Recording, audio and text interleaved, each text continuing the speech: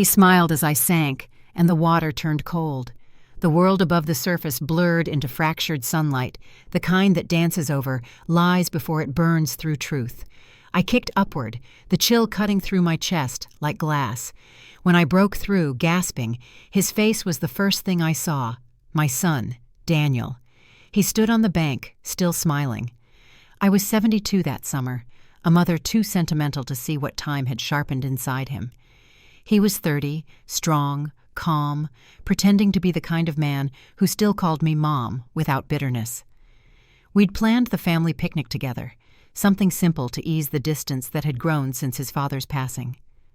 "You'll love the park," he'd said. "It'll remind you of the old days." And for a while, it did. The sun was gentle, the air smelled faintly of grilled corn and fresh-cut grass, and laughter from nearby families blended with our own. I remember thinking that peace, however fragile, could still exist if I just stopped questioning the silence between us. The blanket we spread out was the same one from his childhood. Faded stripes, a few loose threads along the hem. I ran my hand over the fabric and felt a pulse of warmth, the kind that holds memories like fingerprints. He was different that day, so composed, almost rehearsed.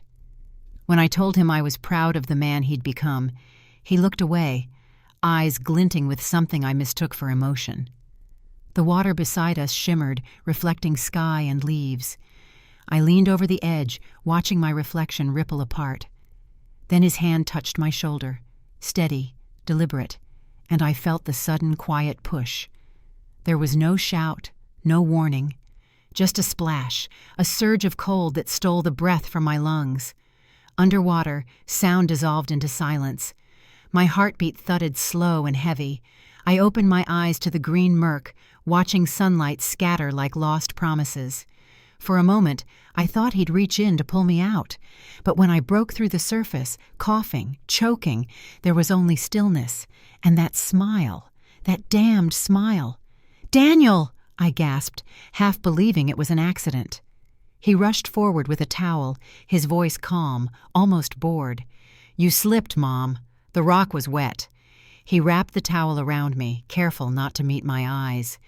"You really should be more careful at your age." I tried to laugh, to make the words less cruel, but the chill didn't fade. "You pushed me," I whispered.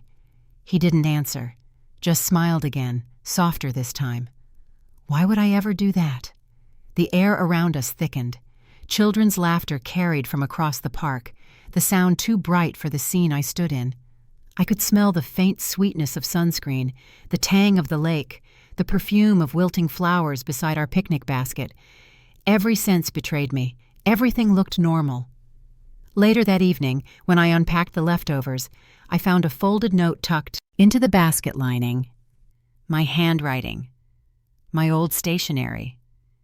A single line stared back at me. "You taught me to swim, remember?" I dropped the paper, my hands shaking. That was the phrase I'd written to him years ago, the summer he nearly drowned as a boy. He'd kept it, hidden it, and returned it like a message from the past, twisted, rephrased. I sat by the window, the moonlight tracing the bruises on my arm where he'd steadied me before the push. Maybe it had all been an accident, I told myself again. Maybe. But the words tasted wrong. Some memories fade softly, others sharpen until they cut. His laughter that day had been too controlled, his eyes too dry. Every detail replayed like a film I couldn't pause. The house was silent, except for the hum of the refrigerator. I glanced at the family photo on the mantel, his hand on my shoulder, both of us smiling. The same smile I'd seen that afternoon, the same smile that surfaced when I sank. I thought of calling someone, telling them what happened, but how do you confess a suspicion that feels both impossible and undeniable? My son smiled while I drowned. Who would believe that? Still, I wrote it down in my journal, the words trembling across the page. Maybe proof begins with a sentence. Maybe survival begins with naming what you saw. The note lay on the counter, curling at the edges. The lake's reflection still danced in my mind, the rippling water refusing to settle. And as the night deepened, one truth kept surfacing through the dark.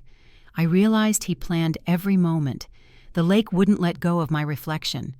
Every night since that afternoon, I'd see it in the glass of my window, the shimmer of water bending light, the shape of my own face breaking apart.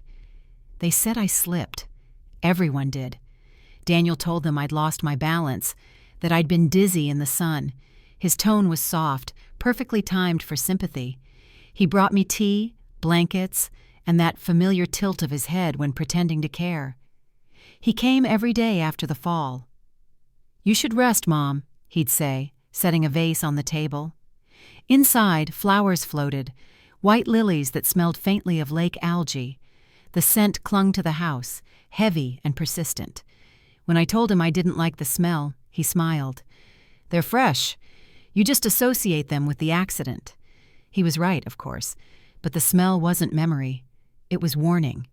I tried to convince myself the fall had been nothing. The bruise on my arm was fading, the ache in my chest dulling. I told myself that Daniel cared, that guilt had made me paranoid, but each kindness from him came measured, like he was keeping score. That evening, I found a missed call on my phone. A voicemail. My sister's voice, hesitant. "You sounded strange yesterday. Is everything all right with Daniel?" I replayed it 3 times. Each replay felt colder. "He's all I have," I whispered to no one, the words dissolving into the quiet room. The blanket from the picnic lay drying on the radiator, a faint stain still visible in the weave. I rubbed the fabric, trying to erase it, but the damp refused to lift. Water has a way of holding on to what it touches. Daniel dropped by again that night. "You look tired," he said. His tone carried something new, an authority I hadn't noticed before.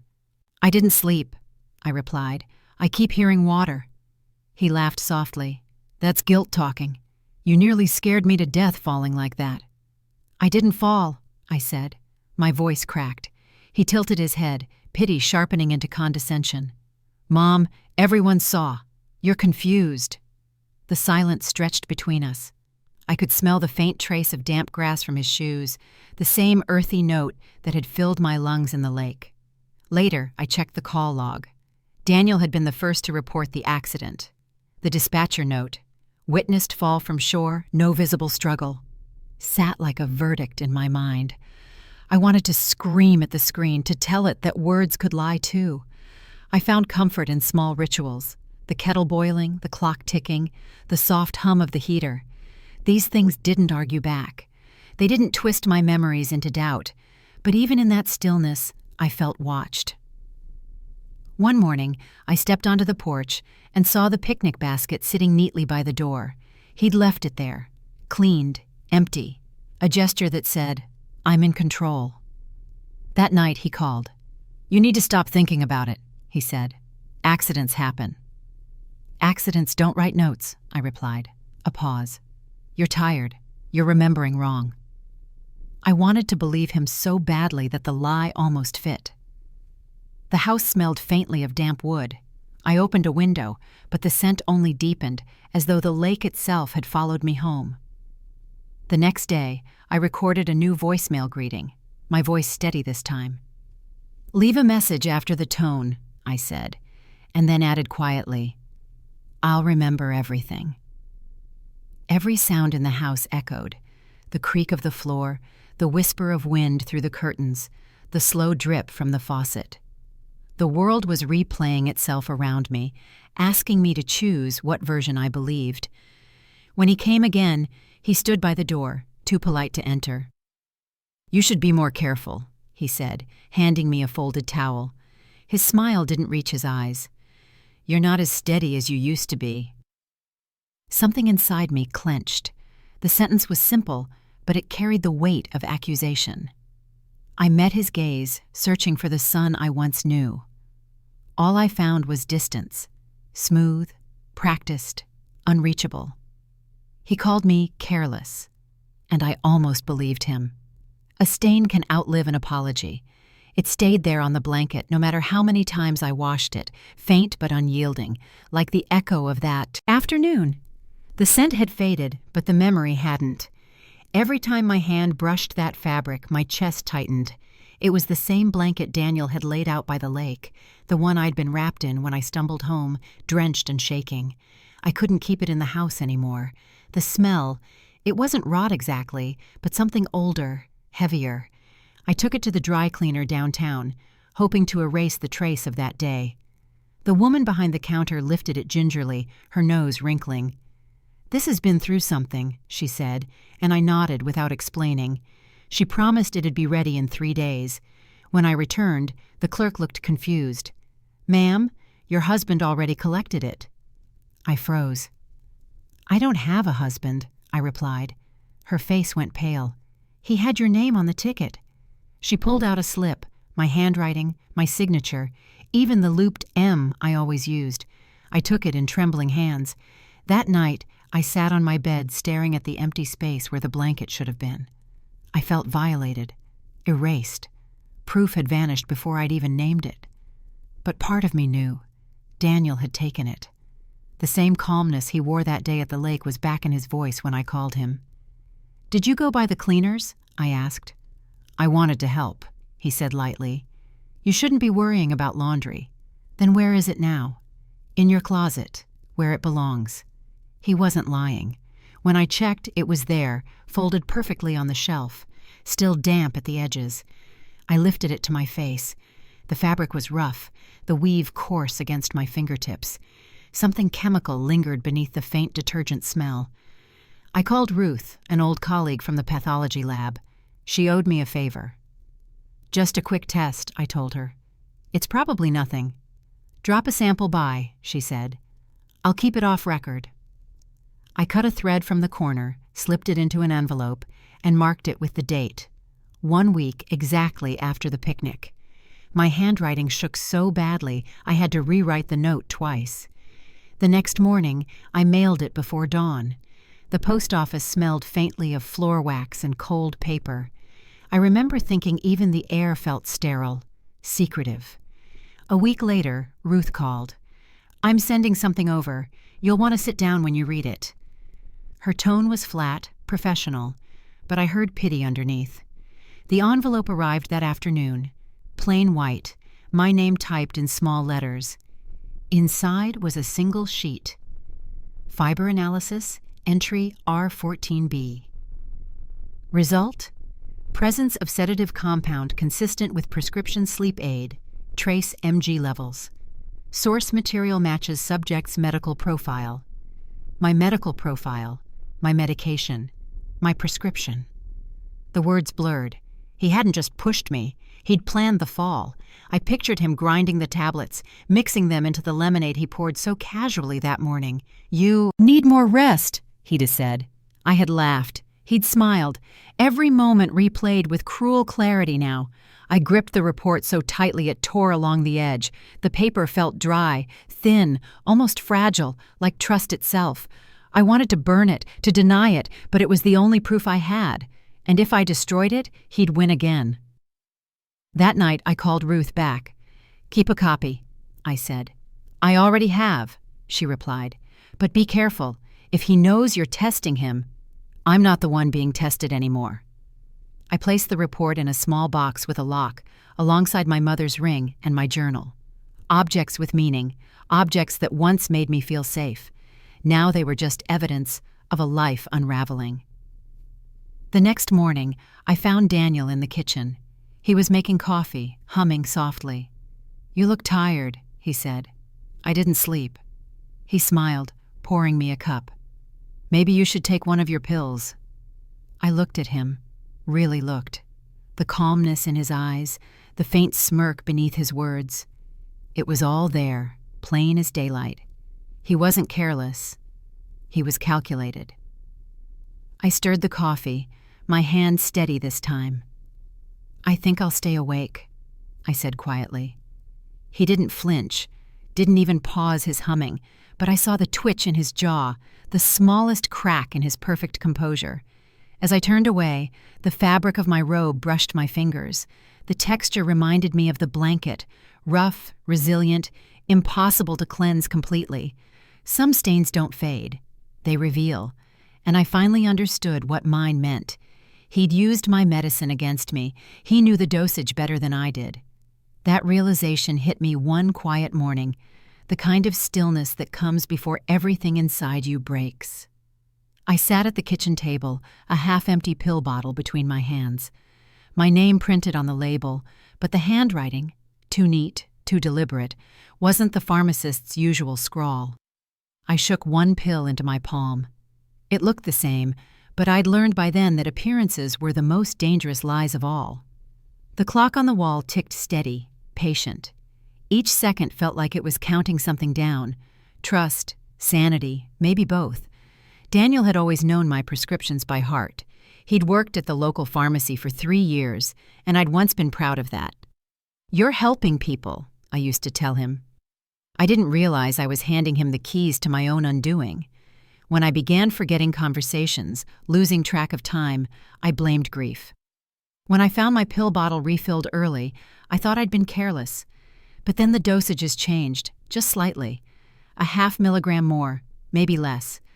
I told myself it was nothing until I woke one night, dizzy, unable to stand. I went to the clinic that week. The nurse, young and nervous, clicked through my records. "Everything looks normal," she said. "Then why am I running out so quickly?" Her eyes darted toward the door. "He said you approved it," she murmured. "Who did?" "Your son," she whispered. My breath caught. "Daniel can't. He doesn't have authority to." "He used your call record," she interrupted softly. "You called last month." I hadn't. I pulled my phone from my bag and started recording. My voice was calm, deliberate. "Repeat that, please." She hesitated, glancing at the small camera above the desk. "You authorized the refill yourself," she said louder this time. Her hands trembled slightly as she pushed the keyboard aside. The sound of the clinic clock filled the silence, a dull, rhythmic tick that seemed to sync with my pulse. Later that night, I played back the recording. My own voice echoed through the speaker, my tone precise, words familiar, but I hadn't made that call. It was my voice, but not my breath, a forged authorization. He'd used recordings, probably pieced together from old voicemails. "He's careful," I whispered. "He's calculated." The following morning, I returned to the clinic. I asked for the file, the physical one, not the digital entry. The clerk, an older man, frowned but fetched it. When he handed it over, I saw a notation at the top. "Verification call, entry ID 7B21, patient approval confirmed." My signature, replicated perfectly. "He forged me into my own enemy," I said under my breath. I didn't tell anyone else. Not Ruth, not the police. Not yet. I needed to understand just how deep he'd gone. I held the bottle to my ear, shaking it once. The pills clicked softly inside, a sound almost soothing. Almost. When he came by that evening, he noticed the bottle immediately. "Running low?" he asked casually.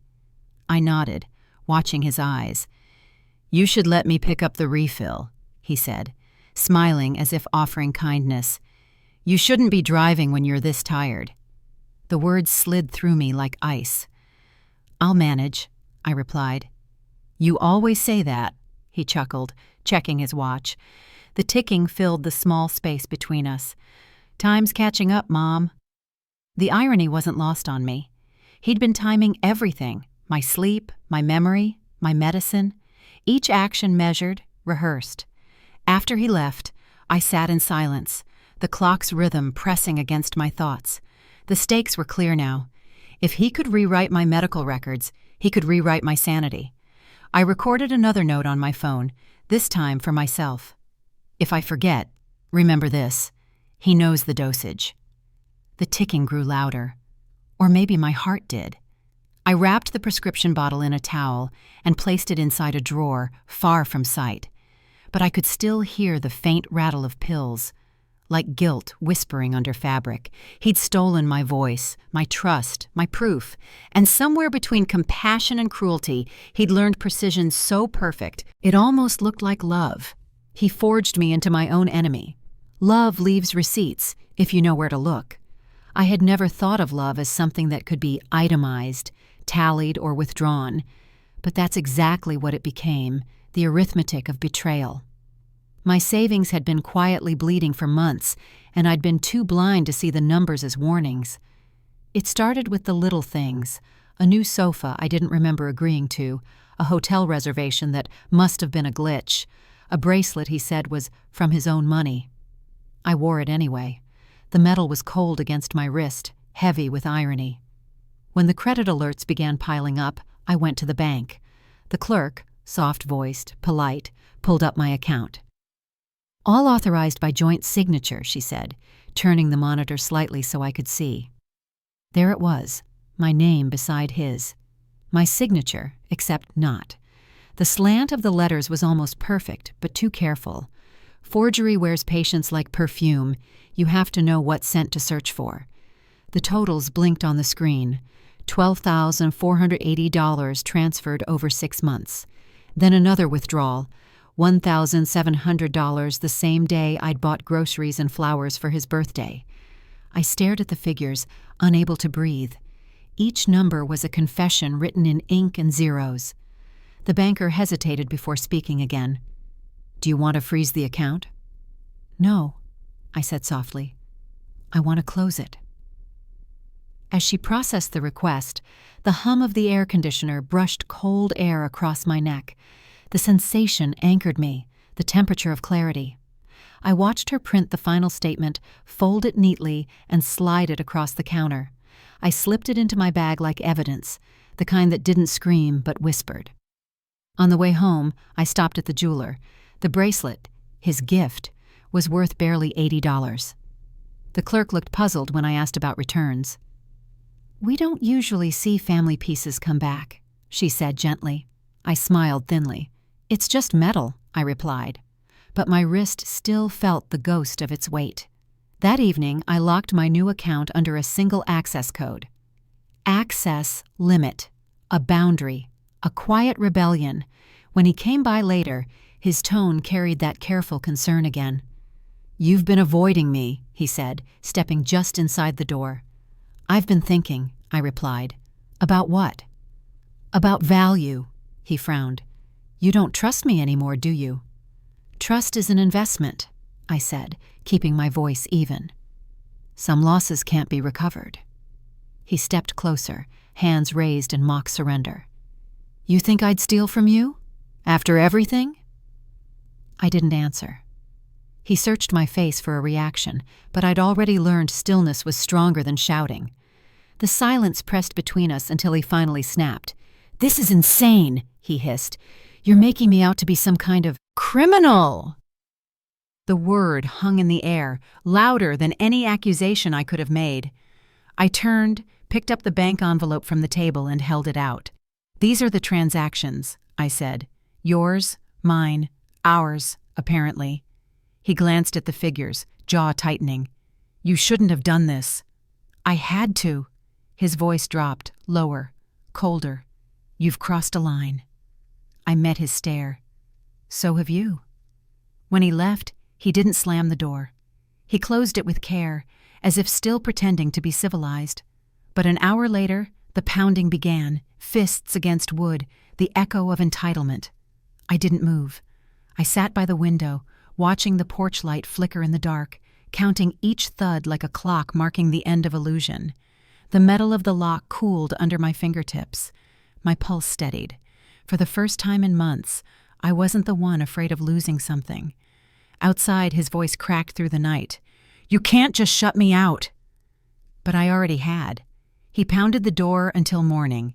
He began praying louder when lies grew heavier. Each Sunday, his voice filled the church, steady, confident, rehearsed. The congregation adored his devotion. They called him a man of renewed faith. But I knew what that faith was built on: control, image, performance. Every amen that left his lips felt like a blade turned inward. He sat in the front pew, head bowed in piety, but even his silence demanded attention. I watched him from the back, the candlelight bending across his face, softening what truth had hardened. The wax dripped slowly, pooling like melted time. I tried to find comfort in ritual, stand, kneel, pray, but each motion felt mechanical, hollow. After service, I found a folded slip tucked into my hymn book. The handwriting stopped me. The same deliberate curve, the same pressure on the pen. Forgive before you're judged. No signature, no date, just command dressed as wisdom. I didn't need a signature. I'd know his script anywhere. The scent of melted wax clung to my fingers as I carried the note outside. The pastor, a gentle man with kind eyes, met me by the steps. "He's worried for your soul," he said quietly. "He wants you to heal." I almost laughed. "He wants me obedient," I murmured. The pastor frowned, unsure how to respond. "Sometimes forgiveness is the hardest act of faith." "And sometimes," I said, "forgiveness is the easiest way to stay blind." He didn't stop me when I walked away. That evening, the house smelled faintly of incense. His doing. He'd begun leaving the prayer book open on the table, a passage circled in red ink. "Confess your trespasses to one another, and you shall be healed." I tore that page out and burned it in the sink. The flame wavered, but didn't die, its reflection dancing on the faucet like an accusation. When he arrived, he was calm, almost tender. "I saw you at church," he said. "You didn't sing." "I wasn't in the mood." "You should be," he replied, smiling faintly. "It helps with guilt." "Whose guilt?" He didn't answer, just walked to the table, tracing the edge of the missing page with his fingertip. "Faith fixes everything, Mom, even broken trust." I stared at him, disbelief hollowing my chest.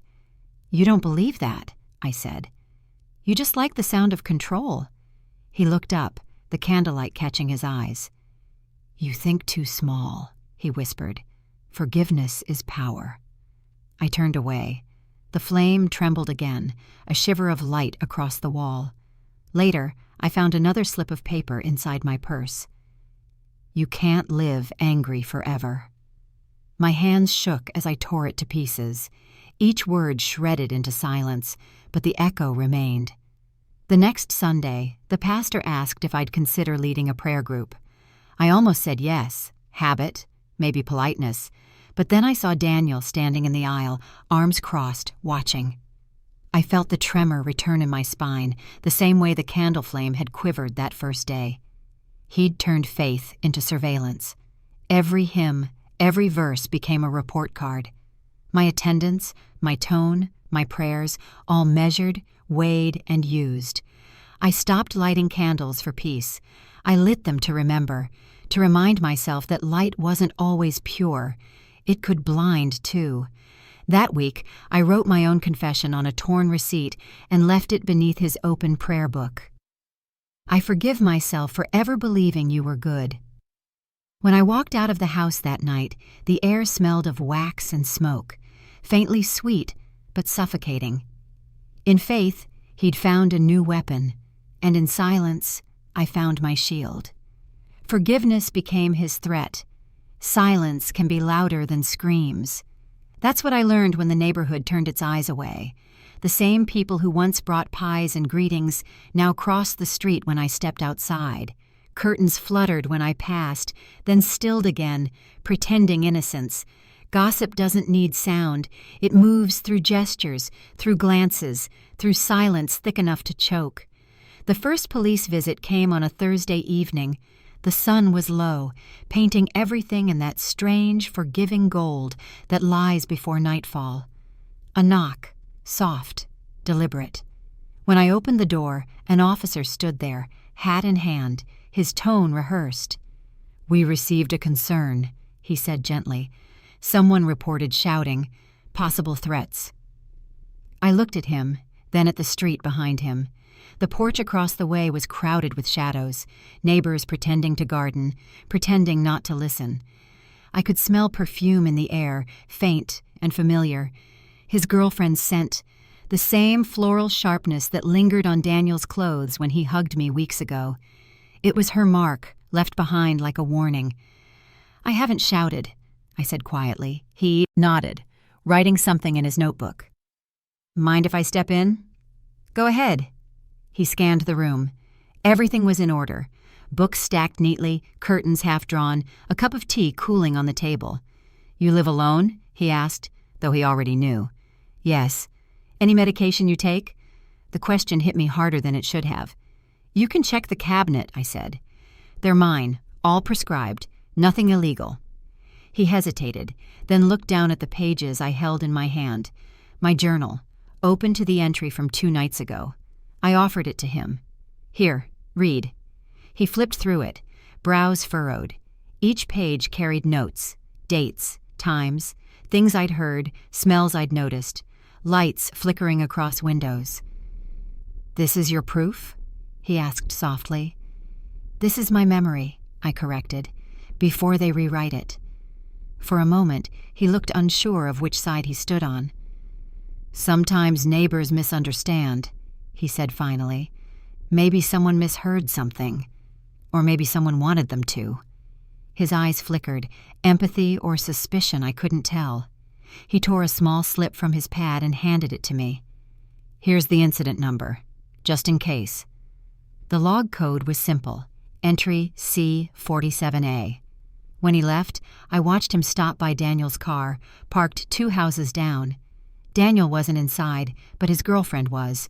She rolled down the window, said something I couldn't hear, and laughed. The officer didn't laugh back. He just nodded, polite, professional, and walked away. The air outside smelled of roses and deceit. That night, I sat by the window, staring through the narrow slit between the curtains. Across the street, someone's porch light blinked twice. Signal or coincidence? I didn't know anymore. I used to love that sound of quiet suburbia, the hum of a distant lawnmower, the soft shuffle of mail being delivered. Now, every noise felt like surveillance. In the morning, the mailbox held no letters, just a folded leaflet from the neighborhood watch. Community harmony begins with communication. I almost laughed. Harmony had been weaponized. My son had turned charm into a contagion, and they all caught it willingly. A few days later, the same officer returned. "Follow up," he said. "We just want to make sure everything's fine." He didn't cross the threshold this time. He stayed on the porch, glancing at the drawn curtains behind me. "I'm fine," I said. He nodded. "You've had visitors?" "No." "Perfume's strong," he said lightly, half smiling. I froze. "It's not mine." His pen stopped midair. "I see." He tucked the notebook away. "Well, if anything happens, call the station." After he left, I shut the door slowly, pressing my palm against the wood. It was warm where the sun had hit it, solid, still mine. But for how long? I looked around the living room, once my refuge, now a set piece in someone else's story. The walls carried whispers, the air its own testimony. I thought of the note he'd left months ago. "You taught me to swim, remember?" He wasn't drowning anymore. He was performing, and the audience had grown. I sat by the window again, peeking through the curtain's edge. Every face outside looked staged, every smile rehearsed. The stillness of the street mocked me. He'd turned my street into a stage. Every wall in my home knew the truth. I'd whispered it into the plaster, pressed it into the wood. The house had become my only witness, one that couldn't lie for him. So when I walked into the courthouse that morning, clutching the petition papers, I felt like I was carrying not just my story, but the echo of every silent wall that had heard it before. The clerk looked tired, her eyes glazed from routine. She slid the form toward me without lifting her gaze. The pen scratched against the paper like it resented the words I was forcing through it. "Full name of the respondent?" she asked. I spoke his name slowly, each syllable cutting air. Her hand froze for a moment before she nodded, as though even she recognized it from somewhere. I felt a tremor in my fingers. The ink spread unevenly on the signature line, a small blot where my hand hesitated. It looked like a bruise made of ink. The paper wasn't paper anymore. It was proof, fragile and exposed, waiting to be judged by strangers. My attorney, an old friend who'd retired twice but couldn't stand idleness, stood beside me. "Stay steady," he whispered, his voice weathered, patient. "This isn't the finish line. It's the start of a record." Inside the hearing room, the air was cold enough to stiffen resolve.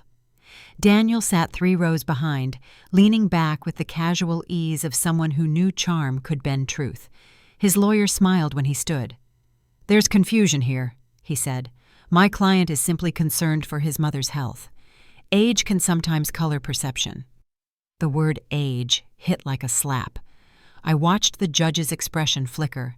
Sympathy, doubt, protocol. "Do you have supporting documentation?" she asked. "Yes," I said, lifting the stack of pages. "Medical records, statements, voicemail entries." Her eyes softened, but her tone stayed formal. "We'll need to verify their authenticity. It may take some time." Patience. I'd spent months drowning in it. Justice, it seemed, asked for more. When the judge turned to him, Daniel clasped his hands, head bowed just enough to look humble. "I only want what's best for her," he said softly. His voice trembled in all the right places. My attorney leaned close. "He's rehearsed," he muttered. "Don't take the bait." I nodded, though every nerve screamed. The judge flipped through the petition, pausing on the last page. "Ms." she began, then stopped, searching for words that wouldn't sound cruel. "Given the lack of physical corroboration and the family nature of this dispute, I can't grant the order today. You may refile once we have verified records." My pulse stuttered. "Temporarily?" I asked. "Yes, temporarily." Temporarily. How thin that word felt, like holding a door half shut in a burning house. As we left, the hallway hummed with footsteps and murmurs. I felt the documents flutter in my grip, their corners soft from handling, their texture rough against my palm. Each sheet carried my breath, my fingerprints, my hope pressed between paragraphs. Outside, the courthouse steps were slick with rain. The papers bent under the drizzle. I shielded them with my coat, feeling the moisture seep through anyway. My attorney lit a cigarette and sighed. "They always delay when it's domestic," he said quietly. "Too many cases, too little courage." "I thought filing it would make me feel safe," I said. "It does," he replied. "Just not yet." I watched a drop of water run across the ink of my signature, breaking the line in 2. That's what he'd done, too. Split truth with patience, turned evidence into waiting. When I reached home, the walls greeted me in silence. The same old wallpaper, the faint marks where his pictures used to hang. I ran my fingers along the seams where paint met plaster. The texture was rough, uneven, like the edges of a wound healing wrong. The mail slot clattered, startling me. I opened it to find an envelope with no return address. Inside was a single torn page from my own journal. Across it, in his handwriting, were 4 words: "You can't hide forever." My hand tightened around the paper. The ink bled where the rain had touched it. I looked at the restraining order still drying on the table, edges curling like frightened petals. Justice demanded proof, but proof, I was learning, demanded pain first. The order was denied, temporarily. He moved money as easily as moving guilt. That's how the auditor described it. "Elegant fraud," she called it. Her voice flat, but impressed. Ruth sat across from me, the glow of the monitor reflecting in her glasses. Each line of data on the screen was another betrayal dressed as precision. The report spread across her desk like a map of deceit. Dates, amounts, recipient codes, small withdrawals, carefully timed, layered just under the threshold that would trigger alarms. "He rerouted through a shadow company," she said, scrolling. "Then made donations in your name. It looks philanthropic from the outside." I leaned closer. "How much?" $18,400 total over 3 months. She paused, eyes scanning the spreadsheet. "And another $600 just last week." The numbers were exact, like timestamps of my humiliation. She inserted a USB drive into her laptop, the soft click echoing in the quiet room. "Listen," she said. The audio began, a recording pulled from the bank's verification archive. My breath stilled. Daniel's voice, calm and deliberate. "Yes, that's correct. Please transfer it to the foundation account. Authorization on behalf of my mother." My heart synced with each digital beep that followed. Proof didn't sound like rage or guilt. Proof sounded mechanical, clean, confident. I looked at Ruth. "Can we trace it back to him directly?" She hesitated. "We can connect it circumstantially. The voice ID, the login pattern, the transfer trail. But legally, we need consent from the account holder to access the internal logs." "I am the account holder." "Yes," she said softly. "But he used your consent too many times." Her words hit harder than any accusation. He hadn't just stolen from me, he'd practiced being me. I flipped open my old checkbook, the pages filled with neat handwriting, dates written in black ink. Beside each line, I wrote the totals Ruth had found, copying them like a ritual. $18,400, $600, 2 numbers, heavy enough to tilt an entire life. "Why donations?" I asked quietly. "Because people don't question generosity," Ruth said. "He's building a story, one where you look noble and he looks dutiful. You're the name, he's the executor." I pressed my palm against the paper, feeling the indentations. "Then we rewrite his story." Ruth gave a faint smile, the kind that carried exhaustion more than hope. "Document everything," she said. "Dates, names, transaction IDs, every sound, every slip." "I already started," I replied. The ticking of the office clock filled the pause. Its rhythm matched the pulse in my throat. When I left the bank, the city felt different, quieter, but not calm. The traffic light blinked red against the windscreen, and I caught my reflection in the glass. The woman looking back wasn't meek anymore. She was cataloging, counting, breathing evidence. At home, I sat at the desk where I used to help him with homework years ago. The same lamp, the same wooden chair. Only now, the surface was covered with files, statements, a portable recorder, and a notepad marked with times and initials. The first entry read, "Call 0917 a.m., Daniel's voice." The second, "Transfer verified 10:05 a.m., cross-check source." The pattern continued, meticulous, relentless. Proof had become my oxygen. Every keyboard click carried weight now. Every note was a heartbeat. I wasn't writing to remember. I was writing to survive the erasure he'd built. At one point, I stopped, staring at the bank envelope sitting unopened beside me. I didn't need to see the balance. I already knew what it meant. I opened my drawer and pulled out an old photo. Him as a boy, grinning, flour on his face from helping bake a cake. Innocence is a cruel illusion. It fades but never quite disappears. I set the photo beside the newest document, watching the contrast between paper ages, one soft, one sharp. The room was silent, except for the faint hum of the computer fan. The sound reminded me of that recording, his voice, my name, the transaction complete. He hadn't just moved money, he'd moved identity. He'd turned my name into a mask and wore it long enough that the world believed it fit him better. I closed the folder, sealing everything inside: statements, logs, voice records, the copy of the audit report labeled Entry F29B. Tomorrow, it would go to the investigator. The weight in my chest felt different now. Not grief, not panic. Certainty. He'd stolen more than money. He'd taken my name. Truth demands witnesses, not whispers. That's what I told myself the morning the journalist arrived. Too young to carry such gravity, yet her eyes held a steadiness that made me trust her. The room smelled faintly of coffee and ink, the kind of scent that belongs to truth seekers and sleepless nights. She placed a small recorder on the table between us. Its red light blinked like a heartbeat. "Take your time," she said, voice calm, almost reverent. "We'll verify everything." I slid the folder across to her. The audit, the police incident log, the court petition with its cruel word, temporarily. My fingerprints had smudged the corners, but the content was intact. Pages and files that once trembled in my hands now lay still, unafraid. As she began reading, her expression shifted. Not pity, not shock, just quiet comprehension. "You documented everything," she murmured. "I had to.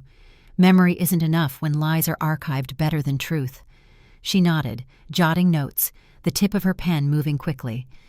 The faint scratching sound filled the silence between sentences. "Do you want this public?" she asked finally. "I want it undeniable." The moment she left, I sat in that silence again, heavier now, expectant. The reflection from the window caught my face in the glass, half shadow, half glare from the afternoon sun. Light had once been an enemy. Now it was the only armor I had left. By nightfall, the first article appeared online, then another, then a dozen. Headlines changed shape like reflections on water. Mother accuses son of financial coercion. The family ledger scandal. Silenced voices of trust. My name was everywhere, both weapon and wound. Comments flooded in, strangers debating my sanity, my morality, my right to speak. Some defended him, others defended me. Most just watched, consuming tragedy like theater. The phone rang late, his number.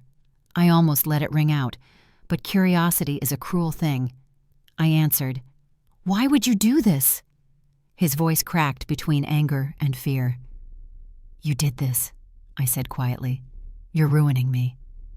"You ruined what we were," I replied. There was a pause, the kind that swallows years. "You think they'll believe you?" "They already do." He hung up. I stared at the darkened phone screen, my reflection faint in the glass, eyes tired but unflinching. The next morning, a journalist from another outlet called. "We'd like a follow-up," she said. "A live discussion. You and him, both present, balanced perspective." Balanced. That word had been weaponized all my life. Yet something in her tone felt inevitable, like weather gathering. I spent the day pacing, reading messages from people who said they understood, others who said I'd lost control. Ruth called too. "Be careful," she warned. "He'll come polished. You need to come prepared." "I'm not defending anymore," I told her. "I'm revealing."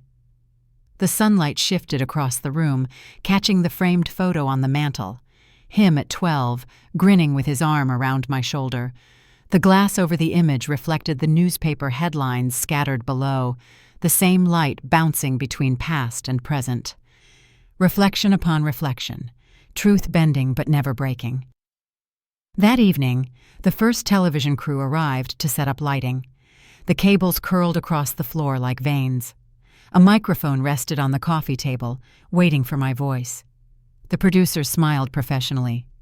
"Tomorrow," she said, "we go live at noon. You'll both have equal time." Equal time. After all the years he'd stolen hours, money, dignity, now they were giving me minutes. I almost laughed. When they left, I stood in the doorway, watching their van pull away. The night air carried a hum of something shifting. Fear, yes, but also resolve. The streetlights flickered on, and the glow touched the window pane, where my reflection stared back. I whispered it aloud, just once, to steady myself. No more whispers. The next morning's paper carried a final headline across its front page. Mother and son to speak, live. They invited us both to speak. We met under studio lights, not sunlight. The brightness was cruel, unforgiving, sterile, designed to reveal everything.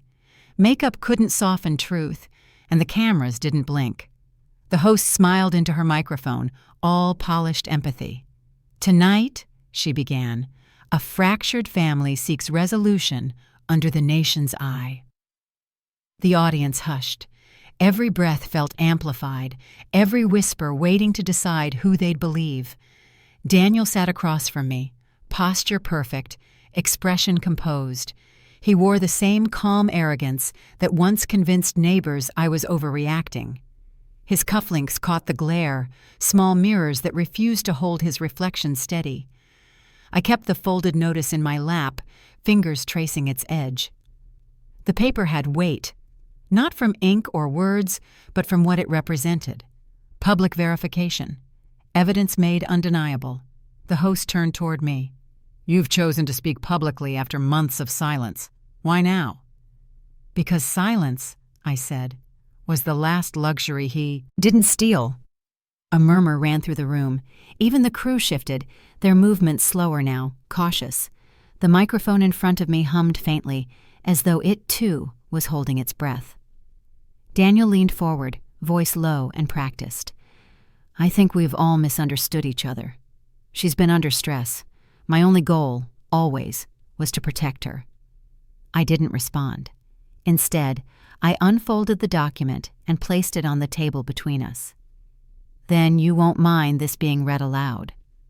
The host hesitated, glancing at the producer beyond the cameras. Then she lifted the sheet, scanning the text. "Financial disclosure notice," she read, her tone neutral. "Issued by the Broadcast Ethics Board, verified by the Bank Oversight Committee, confirming transfer records and voice authorization logs." Daniel's jaw tensed. I caught it. Barely. But I saw it. The smallest fracture in his performance. The host continued. "We've also obtained an audio confirmation, recorded during a bank transaction from reference entry F29B. He spoke quickly. "That's illegal." "It's public record now," I interrupted. "You made it that way." For a moment, the studio felt airless. Then the sound played. "Transfer the $18,400 and the follow-up $600. Authorization confirmed." His voice, smooth, certain, identical. The silence afterward was violent. The audience stared, unsure whether to gasp or look away. Then one woman in the front row whispered, "That's his voice." The words rippled outward, multiplying. Daniel's hand twitched on the table. "Deep fakes," he muttered. "You people don't even know how easy it is to fake." But the host cut in. "The verification was conducted under technical supervision. It's authentic." He blinked, his rehearsed smile faltering. The cameras zoomed in, not cruelly, but inevitably.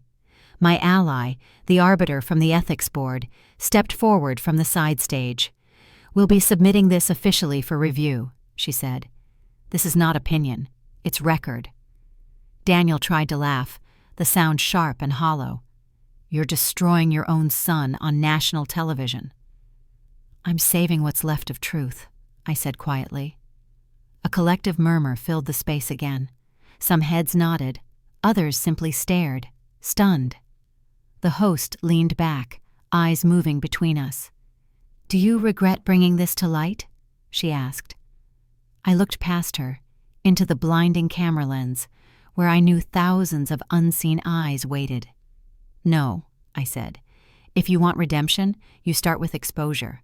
I stopped protecting his reputation when he stopped protecting my dignity." The lights grew hotter, or maybe that was just adrenaline tightening around my ribs. The reflection of the camera glare caught the folded note still on the table, creased now, fragile yet defiant. Daniel's gaze flicked toward it, then back to me. He tried to smile again, but this time it trembled. Justice had a sound that night, not thunder, not applause, just the faint hum of truth steadying itself beneath the lights. He smiled again, but it trembled this time. He shouted, but the truth was louder. His voice ricocheted off the studio walls, but it was already too late. The memo had been read, the proof confirmed. Under the white blaze of the lights, the air itself seemed to pulse with judgment. The host's hand trembled slightly as she held the printed statement. Verification from the Ethics Committee, confirmation of financial forgery and fraudulent transfers executed under falsified consent. The crowd gasped as if one collective breath had snapped in half. Someone shouted, "How could you?" Another voice followed, "It's his own mother!" The words tumbled over each other like stones rolling downhill. Daniel's calm veneer fractured. His eyes darted toward the audience, then to the cameras, desperate for an ally that no longer existed. He reached for the letter on the table, fingers shaking. You wanted them to hate me," he said, his tone caught between anger and disbelief. I stepped back, slow, steady. The noise was deafening, yet I heard everything, the hum of lights above us, the murmur of hundreds of strangers tasting someone else's downfall. My pulse matched the sound. "No," I said quietly, "I wanted them to see you." The words seemed to hang there, and for a second, everything stilled. Then the applause began, not celebration, but something heavier, older. It rolled through the audience in waves, a sound that didn't heal, just confirmed. The host tried to speak but stopped, eyes flicking to the monitors where live captions scrolled across the bottom of the broadcast. "Ethics Committee confirms evidence. Case under review." Behind the applause, I heard another sound, the faint echo of cameras resetting focus, mechanical and cold. Truth had become a spectacle. Daniel's breathing grew erratic. He looked around as though the set itself had betrayed him. "They don't understand," he whispered. "You've made me the villain." "You did that yourself," I said. He slammed his fist against the table. The microphone caught the sound, amplifying it across the speakers. The crowd flinched. The lights above us flickered for a split second before stabilizing again, that familiar hum returning. The moderator cleared her throat, voice trembling. "For the record," she read from the document in her hand, "the financial documentation and voice authorization logs have been authenticated by independent review." Daniel laughed suddenly, sharp, brittle, unnatural. "You think this makes you righteous?" His voice cracked. "They'll forget you tomorrow. They always do." I looked at him, the boy I once carried through fevers, the man who'd turned my love into leverage. "Maybe," I said, "but I'll remember that I stopped pretending." The crowd's reactions swelled again, not as noise this time, but as presence, a low rumble of shared reckoning. Somewhere in the back row, someone began to clap slowly. The sound spread, uneven at first, then rhythmic, relentless. Applause can sound like absolution when you've forgotten what peace feels like. The host gestured to the control booth. "We're going off air in 20 seconds, she murmured, but the tension refused to fade. Daniel stood abruptly, chair scraping loud against the floor. The movement startled the security guards waiting near the exit. He turned toward me one last time, his voice softer now, almost pleading. "They'll never know what you did to me." "I didn't have to destroy you," I said. "You did it by underestimating the truth." Security stepped forward then, 2 men in dark suits, calm and deliberate. The applause dimmed into murmurs as they approached. The host kept her voice steady. "Please, everyone, remain seated." Daniel didn't resist. He looked dazed, as if trying to wake from a dream that refused to end. The cameras stayed locked on him as he was led away, each step echoing through the space like punctuation at the end of a confession. The air buzzed around me, sharp as electricity, filled with the scent of sweat and hot lights. The letter still lay on the table between the microphones, a thin piece of paper that had managed to split a life in two. Security led him away in silence. Judgment doesn't always need a gavel. Sometimes it arrives quietly, carried by headlines and the sound of shoes scuffing courthouse steps. The reporters waited in clusters, microphones poised like weapons of truth. Their breath hung in the cold morning air as flashes popped, desperate to capture the moment when silence turned into consequence. I sat on the stone bench across from the courthouse door, hands clasped around a paper cup of coffee gone lukewarm. The courthouse clock struck 9, a hollow echo against the marble facade. Each chime felt like a punctuation mark in a story too long denied its ending. Ruth sat beside me, coat pulled tight, her eyes on the entrance. "They're filing it now," she said softly. "Identity fraud, financial abuse, falsified consent, all 3 counts." I nodded, though the words landed like stones. There was no joy in hearing them, only gravity. "He'll plead down," she added, practical as ever. "They always do." "I don't care how it ends," I said. "I just want it recorded." The wind shifted then, cool, sharp, carrying the faint metallic scent of city morning. I watched a press badge flutter against a journalist's jacket, catching a brief shimmer of sunlight. For once, the light didn't feel accusatory. It felt earned. Daniel arrived minutes later, flanked by his attorney and 2 guards. The murmurs spread. Through the crowd, a living wave of recognition. He kept his head low, expression blank, but his hands betrayed him. They trembled just enough for the cameras to notice. Someone shouted his name. Another asked, "Do you have anything to say?" He said nothing. The courthouse door groaned open, its hinge crying out like an old wound being forced to move again. He disappeared inside, swallowed by the system he'd once manipulated so effortlessly. Ruth's phone buzzed. She glanced at it, then showed me the screen, a live update from the local press feed. Prosecutor confirms evidence admissible. Trial date pending. I exhaled slowly, a sound that felt more like release than relief.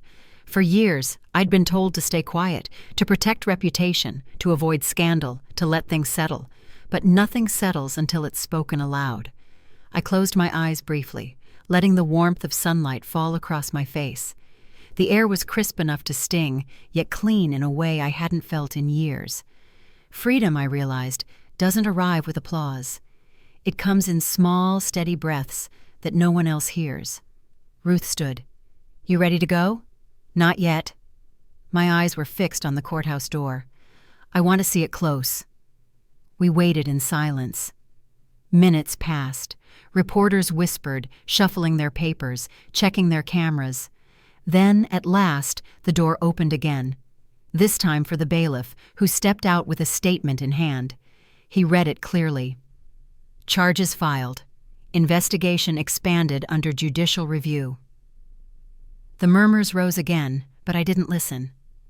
I just watched the way the sunlight fell across the courthouse steps, those long, clean lines of gold cutting through shadow. It wasn't vindication. It was verification. Ruth touched my shoulder. "You did what you came to do." I shook my head gently. "No, I did what had to be done." As we turned to leave, the door creaked once more behind us. The sound was softer this time, almost like an exhale. I imagined the weight of years locking itself away on the other side, my grief, my guilt, his deceit, all of it sealed for record, not for memory. At the bottom of the courthouse steps, a reporter called after me. "Do you feel justice has been served?" I didn't turn. My answer wasn't for the cameras. It was for the part of me that had waited so long to be believed. Justice wasn't loud, but it was real. Numbers can't count the cost of love. They never could. I used to believe that balance sheets could tell the truth, that if I just added enough proof, enough decimals, someone would finally see the weight of what was taken.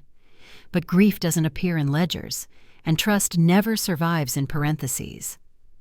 The clerk slid a new form across the counter, her tone gentle but professional. "We'll need your signature here, Mrs. Hale." Her voice caught slightly on the name, as if it too was returning from a long exile. I nodded, the pen trembling just once before touching paper. The ink spread clean and certain. When she typed the new passcode into her screen, I caught my reflection in the glass divider. For months, that reflection had been a stranger. Hollow eyes, drawn mouth, fear disguised as caution. But today it looked different. It looked returned. The clerk smiled faintly. "Welcome back." Those 2 words sank deeper than I expected. For so long, every transaction had been a reminder of loss. Numbers turned against me, records rewritten, signatures forged. Now the same institution that once doubted me was restoring my name. The irony wasn't lost on me. It was justice in plain paperwork. She printed the reinstatement letter and handed it over carefully, as though it might bruise. The paper was warm from the machine, smooth beneath my fingertips. Texture, real and present. A sense anchor that felt like proof the world still held solid things. I folded it neatly and slipped it into my purse, alongside an old photograph of Daniel as a child. Missing teeth, cheeks sunburned from a summer I can't quite place. Paper and flesh, I thought. Both fragile, both capable of redemption. The gatekeeper, the senior manager who had quietly helped reopen my case, approached from his office door. "It's official now," he said. "The corrections have been logged. The fraud record is voided." He paused before continuing, softer this time. "I hope this gives you some peace." "It does," I said. "But peace isn't about erasing what happened. It's about knowing it won't happen again." He nodded, understanding more than he could say. When I stepped outside, the air was cool, and the city felt new in small, forgiving ways. The late afternoon light struck the bank windows just right, leaving faint gold streaks that looked like ink traces drying on glass. I stopped to watch them shimmer, fading with each passing second. At the crosswalk, I opened my phone and saw the alert from the institution. Account reinstated, verification complete. It wasn't poetry, but it was closure, written in a language the world respected. I thought about every letter I'd sent, every ignored email, every sleepless night spent tracing figures that never added up. None of it was wasted. It all led here, to the quiet act of reclaiming something no court could quantify. A child's voice from across the street caught my attention. A boy laughed, chasing a paper airplane through the air. It glided, dipped, then landed near my feet. I picked it up and handed it back, smiling. The boy grinned and ran off. His laughter lingered like a small echo of something once lost, and now found again. Back home, I placed the reinstatement letter in a frame beside that old photograph. For the first time, the two pieces didn't feel like proof or penance. They felt like balance, what had been broken finding its quiet restoration. Love, I realized, doesn't need validation. It just needs space to stand without apology. I turned off the desk lamp, letting the last line of sunlight fade from the wall. I stopped keeping receipts for love. The water no longer frightens me. I used to see my reflection there as a warning, fragile, trembling, one breath away from breaking. Now it's just water. It moves, it remembers, but it no longer decides what I'm worth. The lake was quieter than I remembered. Morning sunlight touched its surface, scattering small ripples that glowed and faded, like a pulse learning to slow down. People had gathered along the edge, a modest crowd, locals mostly, and a few faces from the town council. A brass plaque had been mounted on a stone bench overlooking the water. My name was etched there, steady and clear. I didn't expect to cry when I saw it, but something inside me shifted. Proof, I thought, not of victory, but of endurance, that sometimes survival itself becomes the story. The organizer, a soft-spoken man from the community board, handed me a folded memorial photo encased in a small plastic sleeve. "We wanted you to have this," he said, "a record of what was made right." The photograph showed the lake years ago, before the repairs, before the dredging, before the restoration project turned it into something safe again. In that image, the water was dark, almost bruised-looking. Now it was clear enough to mirror the sky. I thanked him quietly and placed the photo beside me on the bench. The protector stood a few steps away, speaking with a group of volunteers. She caught my eye and smiled, a kind of steady, unspoken reassurance that had carried me through too many long nights to count. When she walked over, she said simply, "You made them see." "I just told the truth," I said. "That's harder than it sounds," she replied. We stood in silence for a while, listening to the breeze moving through the trees. The scent of wet earth and morning air felt grounding, almost sacred. The water reflected sunlight so bright it blurred the edges of everything. Someone nearby began reading names from a list. Those who'd been part of the reform project, those who helped change the laws after what happened. I barely heard my own name when it came, but the applause afterward was soft and kind. No spectacle, just acknowledgement. I reached into the small paper bag I'd brought and pulled out a single white flower. My hands shook slightly as I leaned forward and set it afloat. The petals caught a strand of light, then drifted outward, spinning once before settling into rhythm with the ripples. It reminded me of a promise I'd made to myself long ago, that I would never again measure my worth by anyone's silence. The protector looked at the flower and then back at me. "It suits you," she said. "Peace?" I asked. "Resilience," she answered. For a long moment, neither of us spoke. Community members began to leave, their voices fading into the background, replaced by the natural quiet of the place. I stayed seated, eyes on the water, feeling the warmth of the sun deepen on my skin. The plaque gleamed faintly in the light. I traced its edge with my finger, grounding myself in the texture of it, the cool metal, the engraved letters. I thought about how much of life is just trying to carve meaning into something that will outlast the noise. Behind me, the protector called out softly, "You're ready to go?" "In a minute," I said. She nodded and waited by the path, patient as always. The wind lifted again, scattering tiny waves across the surface. I watched the flower drift farther until it became only a flicker of color against the water's blue sheen. For years, this lake had been a mirror of everything I wanted to forget. Today, it reflected something new. Quiet acceptance, steady breath, sunlight where fear used to live. Even the water forgave me. This time, the smile was mine. Not borrowed, not forced, not offered as proof of forgiveness. It was the quiet kind that lives in the corners of peace. Earned, not granted. The candle beside me burned low, its wax pooled like melted time, its flame steady against the hush of night.